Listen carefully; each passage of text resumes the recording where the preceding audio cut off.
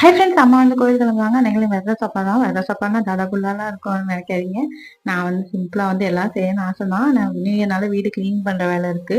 அதனால வந்து எல்லா காயும் போட்டு சாம்பார் வச்சுட்டேன், வெண்டைக்காய் பொரியல் வச்சுட்டேன். சரி பாயசம் அப்புறத்தோட முடிச்சலாம்னு சொல்லிட்டு போனாட்டி ஜவ்வரிசி வந்து ஊற போடாமல் பண்ணிட்டேன். அதான் ரொம்ப லேட் ஆயிடுச்சு. இந்தாட்டி ஊற போட்டேன். அந்த 1/2 மணி நேரம் கேப்ல வந்து பாத்திரம் எல்லாமே செஞ்சு எண்ணெய் பிச்சராக இருந்துச்சு. அதை ஃபுல்லாக க்ளீன் பண்ணிட்டேன். அம்மா வந்து ஹாலையும் சாமி ரூம்லாம் க்ளீன் பண்ணிட்டு அவங்க இது பண்ணிட்டாங்க. அதுக்கப்புறம் வந்து பாயசம் செய்ய ஆரம்பிச்சிட்டேன். ஜவ்வரிசி வந்து தேங்காய் பால் பாயசம் தான் பண்ணேன். டயட்ல வந்து என்னக்கா நீங்க டயட்ல வந்து இதெல்லாம் சாப்பிட்றீங்கன்னா, நான் வந்து போன தடவை வந்து எல்லாமே சாப்பிட்டுட்டு கம்மியான குவான்டிட்டி சாப்பிட்டு தான் வந்து வெயிட் ரெடியூஸ் பண்ணேன். அதே தான் ஃபாலோ பண்றேன். ஆனா போன தடவை விட இந்த வாட்டி கொஞ்சம் ஸ்ட்ரிக்டா தான் ஃபாலோ பண்றேன். நல்லா நான் பாயசம் டேஸ்ட் மட்டும் தான் பண்ணேன்.